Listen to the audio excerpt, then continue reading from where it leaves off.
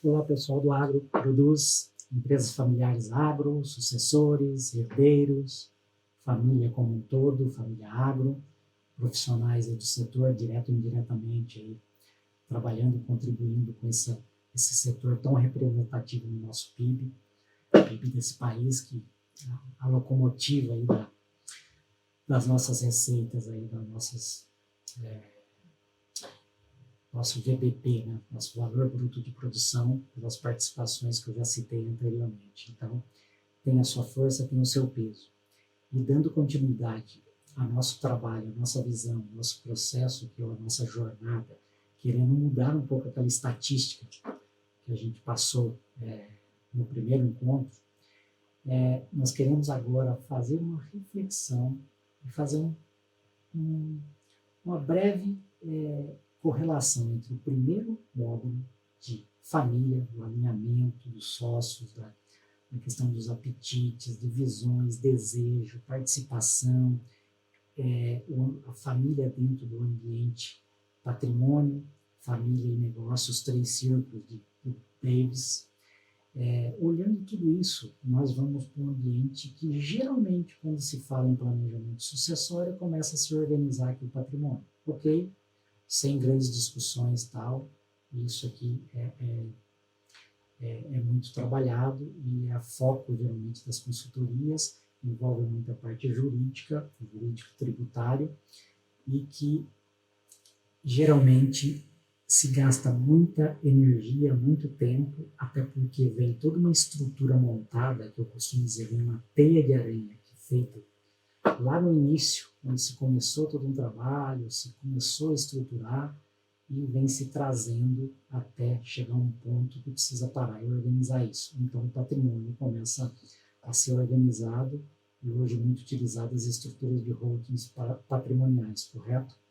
Mas, na verdade, se fala muito nisso aqui na palavra blindagem, que eu não gosto muito. Na verdade, nós poderíamos falar proteção patrimonial, sim, mas a proteção patrimonial, a gente tem que deixar bem claro que esse termo, blindagem muito mais, assusta o mercado financeiro principalmente, o fornecedor. Eu que estive do outro lado sei muito bem o que é isso, que já fica todo mundo de orelha em pé, preocupado e com medo por uma questão bem óbvia chamada de blindagem patrimonial, ou seja, está querendo segurar o patrimônio, proteger contra dívida, crédito e tal, e não tem nada disso. Na verdade, quando nós falamos em patrimônio e proteção, na verdade, é a proteção da própria acionista, do sócio, com o negócio, com o seu patrimônio, com os seus detalhes familiares, na verdade. Então, é proteger o acionista, o dono, contra ele mesmo. Essa é a grande... No final do dia, é isso que a gente está falando. Então, a organização desse patrimônio e pensando nos desejos, naqueles alinhamentos que eu falei de sócios, o que se quer lá na frente, para as novas gerações, para as estruturas, tudo isso faz parte dessa organização. Porque se eu pretendo arrendar toda a estrutura ali na frente, eu tenho uma estrutura que eu tenho que pensar nela. Se eu pretendo continuar ou dividir, eu preciso pensar nesse momento. Se eu penso, vamos falar alto, em abrir capital, como uma SLC, uma Brasil Agro, que estão aí no mercado, eu tenho que pensar numa estrutura. Só que para isso eu preciso organizar a família a essa estrutura. E foi aquilo que eu falei no outro encontro. Geralmente, quando você se olha isso, entende a família, entende a sociedade, não é o que é refletido aqui realmente de forma formal, está no informal. E você começa a criar uma série de discussões e problemas aqui, por quê? Aquele movimento que você fez com o seu contador lá atrás, às vezes muitos anos atrás, e começou a operar numa pessoa física, protelou o primeiro ano o imposto, jogando os custos para o ano seguinte, dando prejuízo no primeiro ano, e protelando, chega uma hora aqui que você precisa desmontar isso. E aí começam as discussões de impactos tributários. É o primeiro baque que dá e a grande barreira para começar a desenrolar isso. Além do que as participações de um para o outro, terra em nome de um, terra em nome do outro, enfim, empresas, cooperativas, condomínios, e o que mais me assusta hoje no agro e que eu, particularmente, tenho várias interrogações e discussões e tenho um posicionamento claro sobre isso, que é operar milhões e milhões no CPF. Quando falamos em sustentabilidade, perenidade e governança, principalmente, eu sei que existem muitas consultorias, muitos profissionais do mercado que, com certeza, vão falar, esse cara é louco, mas eu tenho um posicionamento e por ter vivido um pouco na prática, eu defendo essa tese. Não vou colocar um número aqui para vocês, só vou falar um segredo que um dia a gente fala. Mas produtor operando milhões no CPF não faz sentido nenhum. Enquanto é pequeno, que depende do custeio do Banco do Brasil, por CPF, por estrutura tal, até ali, ok, concordo. A partir dali, não faz o mínimo de sentido. Ele acha que está ficando barato. No final do dia, é muito mais caro e está deixando muitas oportunidades na mesa por não estar preparado para receber outro tipo de estruturas. Isso ninguém fala, mas isso é para a gente refletir, por isso que eu estou aqui. Tá? Então, a gente tem que pensar numa estrutura que seja menos burocrática possível, leve, que reflita os desejos da família, que esteja alinhados, que realmente é formal, e não ter uma estrutura, de fato, uma estrutura de direito. O que vale no final do dia é o contrato, é o de direito. E às vezes isso aqui, num inventário, um problema aí que está em um ambiente familiar de emoções e recheado de emoções, como já citei outras vezes, isso aqui se criou-se um problema que foi construído pela própria família ou por mau assessoramento. Então, aqui já começa um grande desafio.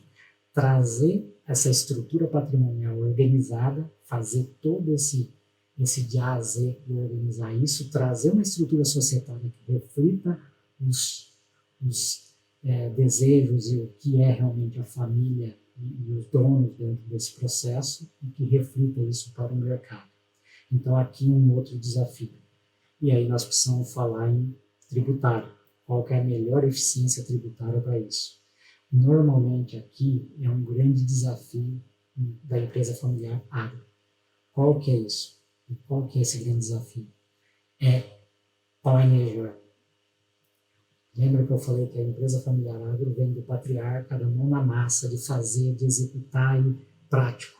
Normalmente ele não pensa nisso, nesse planejamento. Ele vai no final do ano, o contador resolve. E aí? O contador tem que resolver. E esse é o nosso mundo, a nossa realidade, e aí começa a criar um problema para ele mesmo. Então, é isso que a gente quer colocar, quer trabalhar, quer colocar para refletir. Com os próprios profissionais internos, esse trabalho dá para se fazer, dá para se organizar e realmente pensar em planejamento. Gente, o agro é simples, só que ao mesmo tempo conseguem colocar uma complexidade enorme, enorme. A hora que se coloca uma pessoa física, outra pessoa física, um condomínio, uma cooperativa, uma pessoa jurídica, outra pessoa jurídica, tudo isso para ir fragmentando a estrutura e não querendo entender como o próprio grupo econômico, não querer consolidar ou tentar reduzir 1, 2% numa questão tributária, mas não se coloca no papel o que se gasta no operacional. Às vezes, numa fazenda, você ter 10 operações, enquanto você poderia ter uma. E por aí vai. Isso nós vamos também entrar um pouco mais em detalhe, em gestão, em estrutura, no próximo encontro. Aqui o momento é desejo de sócio, família, alinhado, o que realmente é a sociedade, trazer aqui para o de fato e o de direito no mesmo padrão. E na melhor estrutura possível, ganhando eficiência tributária. Sendo leve, sendo organizada e tendo essa proteção patrimonial, com o patrimônio todo organizado, pensando no negócio, na execução, que vai fazer todo sentido e vai ficar muito mais fácil para a gestão do negócio, que é o nosso assunto, o nosso próprio assunto, onde geralmente se foca e que se acha que todos os problemas estão aqui. E quando, na verdade, vocês viram, para vocês verem, começa na base, família, no societário, na organização, na parte contratual e vai para a parte de gestão. E esse é o nosso próximo assunto e fico por aqui. Muito obrigado pela atenção aí a todos vocês e fiquem com Deus. Obrigado.